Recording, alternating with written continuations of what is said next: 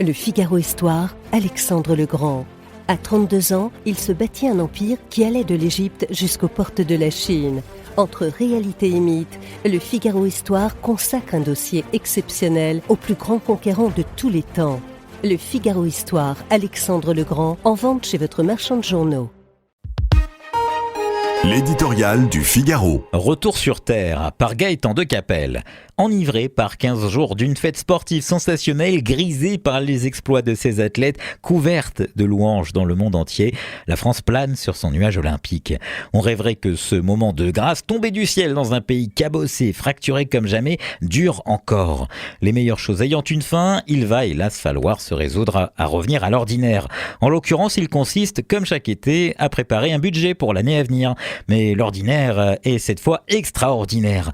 Il n'y a pour l'instant ni gouvernement pour l'élaborer, ni majorité parlementaire pour le voter. D'autres que nous, ayant connu pareille situation, dira-t-on, s'en sont fort bien accommodés. La Belgique, privée de gouvernement pendant 2 ans, y a survécu sans drame en parvenant à réunir des coalitions de circonstances. Soyons lucides, au point de tension où se trouve la vie politique chez nous, il faudrait un miracle pour répliquer le modèle. Voilà bien tout le problème. Contrairement à nos voisins, l'état d'urgence financier dans lequel est plongée la France exige davantage qu'une gestion des seules affaires courantes. Mois après mois, année après année, la dette s'accumule, près de 3200 milliards, au rythme du creusement du déficit, 5,5% du PIB l'an dernier, sous le regard effaré de tous les observateurs. Cour des comptes, Commission européenne, Fonds monétaire international, agences de notation, qui tirent un à un tous les signaux d'alarme imaginables.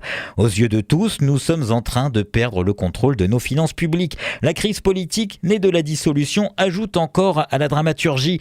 On doute que le redressement qu'il n'a pas été possible d'entreprendre en temps normal puisse l'être dans la chienlit actuelle.